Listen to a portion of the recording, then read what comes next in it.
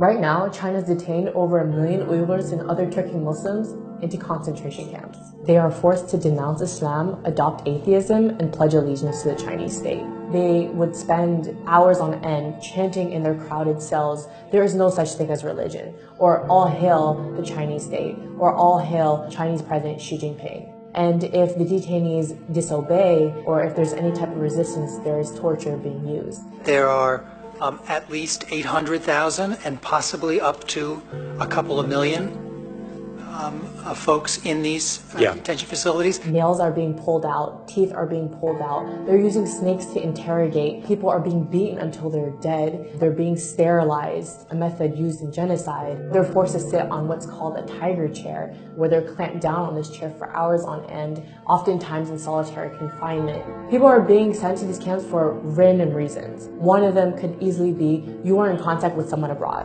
You have a family member abroad. You engage in religion. So if you pray, if you mention the word God in your speech, if you fast, any type of indication that you are practicing religion, that is enough for you to be sent to the camps. And thousands of people have actually been transferred from these camps to prisons. One of my relatives in early 2017 got put inside one of these camps. Last November, he came out dead. One of my relatives got sent to a camp because he went to the United States to attend my cousin's wedding in 2014. Last August, he got sentenced to 15 years of prison. Many of my relatives, we don't know if they're alive or dead.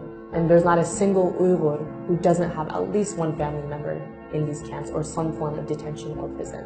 The worst part is when someone dies, their bodies are not taken to their families, but rather their bodies are cremated. And that's another way for China to hide the evidence of bodies coming out of these camps. And it doesn't give us a clear idea of how many people are dying. All of this stuff is happening in secret. The children of these detainees have been sent to state-run orphanages and boarding schools where they are taught to hate their own religion, identity, and are forced to speak Chinese, are subject to abuse and torture. The parents don't know where their kids are. Most towns and villages in East Turkestan are almost empty. Around 70 to 80% of the civilians are all gone. You walk through the street and it's eerily silent because most people are in some form of detention or prison. Schools and factories are now being transformed into these concentration camps. The entire nation of East Turkestan has essentially become a dungeon for its people because China monitors their every action, even in the homes. So there are millions of Han government cadres who are living in Uyghur homes to make sure they're not engaging in religion and to assess their political views. Practicing Islam is completely banned.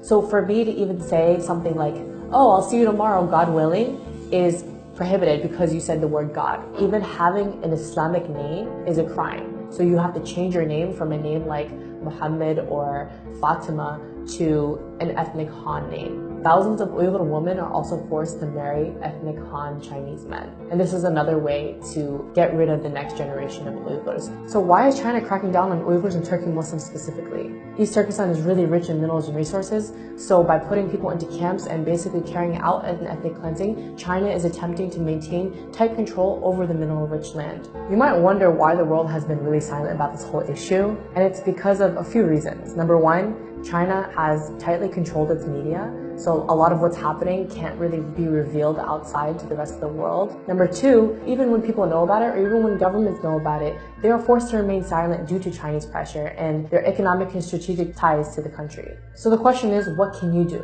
What we need you to do is raise awareness, because right now, most of the world has no idea that this is happening.